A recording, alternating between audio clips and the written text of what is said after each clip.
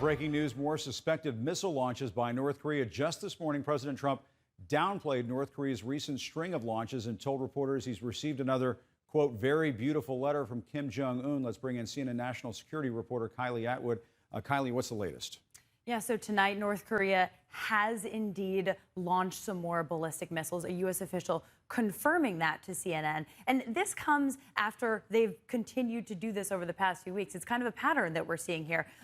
4 missiles were launched in less than 2 weeks before what we saw today. So why is North Korea continuing to do this? They got President Trump to the negotiating table, and now they're pushing the U.S. away. Of course, one reason that they're doing it is because the U.S. and South Korea are continuing their joint military exercises. We know that North Korea is frustrated and also intimidated by those exercises.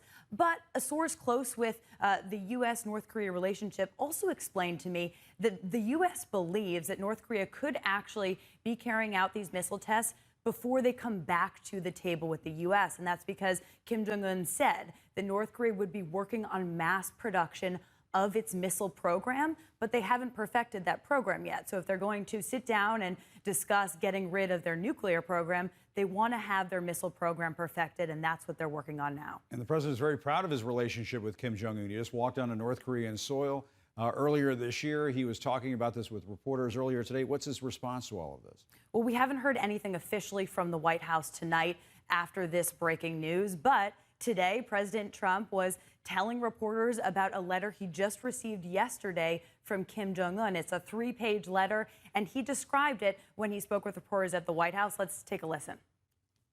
I think we'll have another meeting. He really wrote a beautiful 3-page, right from top to bottom, a really beautiful letter. And maybe I'll release the results of the letter, but it was a very positive. So he's saying it's a positive letter from the North Koreans, but he's taking out some of his frustration in this ongoing situation with the South Koreans, who are the traditional U.S. ally here. A source at the White House explaining to me that Trump has grown increasingly frustrated with South Korea as these missiles have been launched, and that's growing a tension between the two countries. Let's talk about space. The New York Times has been writing about Navy pilots experiencing these strange circumstances in the air, these unidentified flying objects, UFOs. It's got a lot of people on social media talking about aliens this week. Where do you come down on this? That one part of the government doesn't tell the other part of the government what they're doing. And by the government, I'm talking about the military. If the Naval Reconnaissance Office is messing around with some airborne gizmo, they don't tell the Air Force what they're doing. They certainly don't tell the other parts of the Navy what they're doing. And I worked with guys that went to Groom Lake every day, or regularly.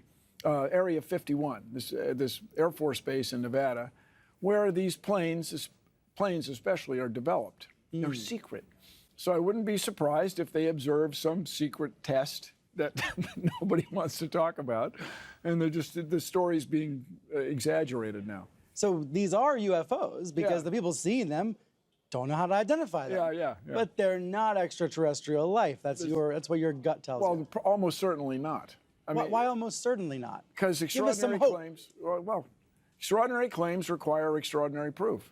So if an alien shows up, I'm all for it, man. Let's go. But it's probably one part of the military not telling the other part of the military what they're up to for a good reason.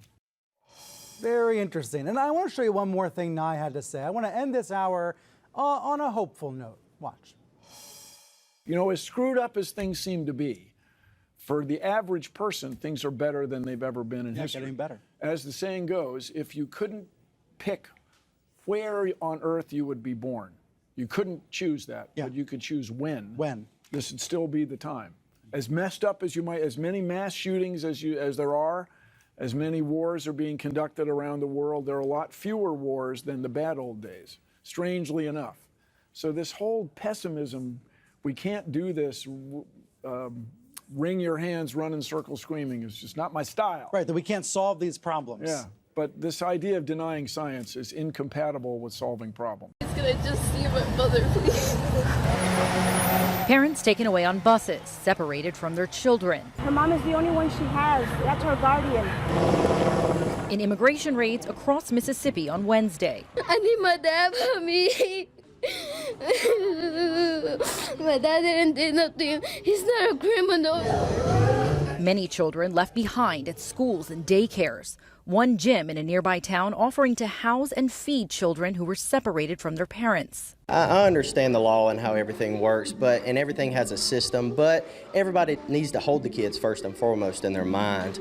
Today, anxious family members are trying to locate their loved ones who were arrested. There's a website that we were told that we could find anyone that's been processed and detained. I haven't been found a single person. One woman telling CNN her husband, who has a heart condition, was arrested, leaving her and their 5-year-old son with no one to help them.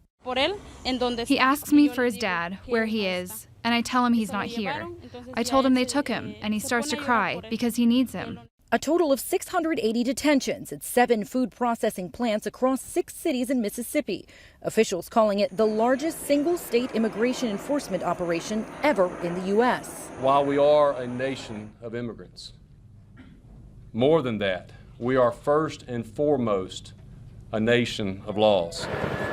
The raids on the heels of the El Paso shooting, where Latinos were purposely targeted, also came on the first day of school for those children. An ICE official telling CNN they did consider the impact on children and worked with school administrators, adding, quote, "This was planned for months, well before El Paso. We did this under past presidents. This is business as usual for us." Some detainees released overnight with ankle monitors like this. As White House officials tell CNN, ICE is scrambling to reunite some parents with their children because of child care issues, many of whom were placed with volunteers and strangers.